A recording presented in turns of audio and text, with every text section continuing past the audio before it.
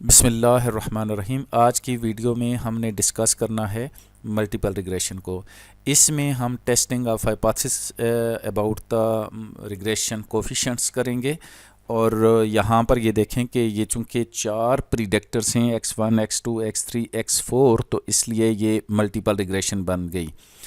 तो जब एक प्रीडिक्टर से ज़्यादा होता है तो उसको हम मल्टीपल रिग्रेशन कहते हैं। यहाँ पर चार हैं तो इसलिए हमने जो टेस्टिंग ऑफ हाइपोथेसिस यहाँ पर लिया है वो β1 is equal to β2 is equal to β3 is equal to β4 is equal to 0।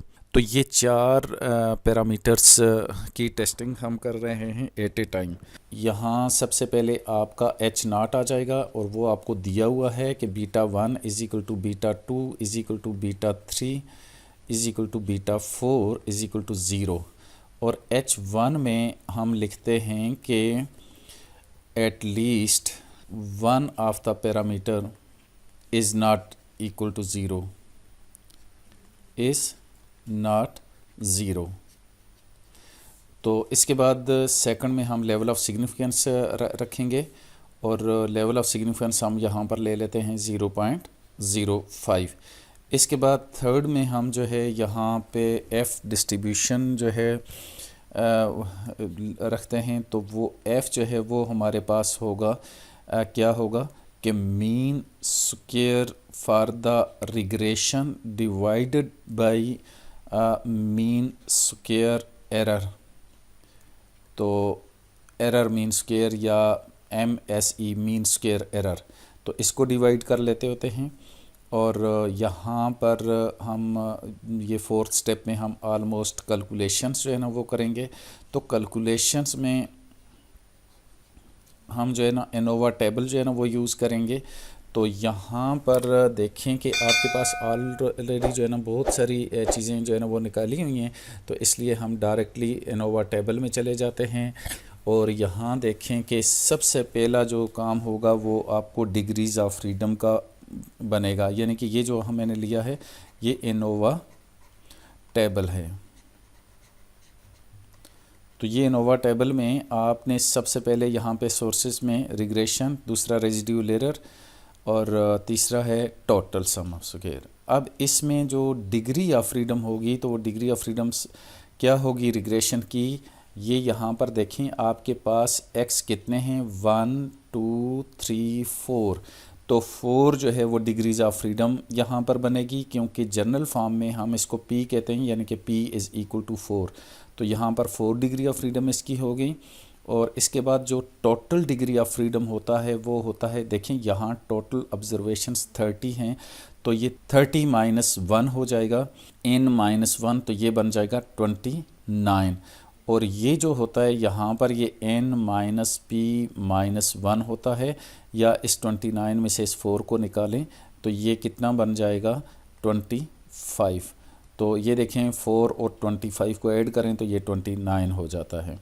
तो इस तरह से आपकी ये degrees of freedom find out हो जाएगी। इसके बाद सम ऑफ स्क्वायर्स होगा। तो यहाँ पर देखें रिग्रेशन सम ऑफ स्क्वायर्स जो है वो कहाँ पर है, वो उसने दिया हुआ है। यहाँ पर देखें SST ये टोटल सम ऑफ स्क्वायर और SSR regression sum of square respectively. तो इसका मतलब ये जो 1760 है ये रिग्रेशन सम ऑफ स्क्वायर है। तो 1760 हम यहाँ पे पुट करेंगे, 1760 यहाँ आ गया। उसके बाद जो है वो 1805 जो है ना वो टोटल सम ऑफ स्क्वायर जो है ना यहाँ पर देखें SST इज़ 1805। तो ये जो है 1805 हम कर लेंगे और इसको हमने जो है ना यहाँ पर कर लेंगे कैलकुलेटर से। जो error degree sum of square होगा वो हम यहाँ से फाइंड आउट कर लेंगे। तो ये देखें 1805 माइनस 1760, तो ये 1760 किया तो यहाँ पर आ गया है हमारे पास 45। तो ये जो 45 है वो मेरे पास यहाँ पर एरर सम ऑफ स्क्वायर होगा, ये 45 हो गया। इसके बाद जो है ना मीन स्क्वायर करेंगे तो जस्ट इनको हमने डिवाइड करना है डिग्रीज ऑफ फ्रीडम पे। तो ये देखें हम इस 45 पे, इस आंसर पे हम डिवाइड कर लेते हैं किसको 25 को। तो ये 25 डिग्री ऑफ फ्रीडम होगा, ये वाला 25, तो ये बन जाता है 1.8 हो जाएगा, जो कि एस ई है तो ये 1.8 हो गया, और यहाँ पर एम एस आर जो है वो किसके इक्वल हो जाएगा, वो हम 1760 डिवाइडेड बाई 4 करेंगे। तो 1760 डिवाइडेड बाई 4, तो इसको 4 करेंगे, इक्वल आ जाएगा 440 आ जाएगा। तो अब यहाँ पर आप पुट कर दें 440। अब इसके बाद जो है आपने f निकालना है। तो यहाँ पर आपके पास जो f बनेगा वो कैसे बनेगा, इस 440 पर डिवाइड करेंगे 1.8 को, तो ये काफ़ी बड़ी वैल्यू जो है वो बन जाएगी, 244.44 आ जाएगा। तो ये 244.44 आ जाएगा। तो ये f की बहुत बड़ी वैल्यू, तो डेफिनेटली p वैल्यू जो है ना वो बहुत ही छोटी हो जाएगी। तो इवन दो हमने ये 4 और 25 में जाके हम देखते हैं कि हमारी p वैल्यू जो है ना वो कितनी आती है, तो हम f टेबल में चले जाते हैं। तो ये देखें 4 को 25 में देखना है, लेफ़्ट साइड पे आपने 25 में चले जाएं, तो 25 जो है वो यहाँ पर आ रहा है, ये देखें यहाँ पर आ रहा है। तो इस 25 में ये देखें 1 2 3 और 4 में देखें तो ये आखिरी वैल्यू 6.49 है, तो ये 244 है, तो वो इसके बाद ही आएगा। तो इसके बाद जब आएगा तो इसका मतलब है p वैल्यू हमारी बहुत ही छोटी है, वो ऑलमोस्ट ज़ीरो है, या हम इसको ये कह सकते हैं कि लेस देन 0.001, तो दैट इज़ अप्रॉक्सीमेटली ज़ीरो। तो इसलिए हम इसको इस वैल्यू को लेस देन लिखेंगे कि ये तो इतनी कम है, जो कि 0.001 से भी लेस है, तो ये आलमोस्ट इक्वल टू ज़ीरो है। तो जब p वैल्यू हमारी ज़ीरो हो जाती है तो वी डेफिनेटली जो हम अपना 5th स्टेप में आप कंक्लूजन्स लिखते हैं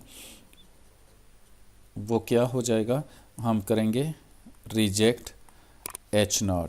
तो हमने रिजेक्ट H0 किया, तो इसका मतलब ये हुआ कि at least one of the parameter is not zero. तो डेफिनेटली कोई ना कोई ज़ीरो तो नहीं है। तो ये जो है ना आपको पता चल गया है कि ये β1 β2 β3 β4 इज़ इक्वल टू ज़ीरो उसने कहा था, तो ये सारे ज़ीरो नहीं है। इसका मतलब है कि मॉडल में कुछ ऐसे पैरामीटर होंगे, एक या सारे या कुछ उसमें से, जो कि ज़ीरो के इक्वल नहीं होंगे।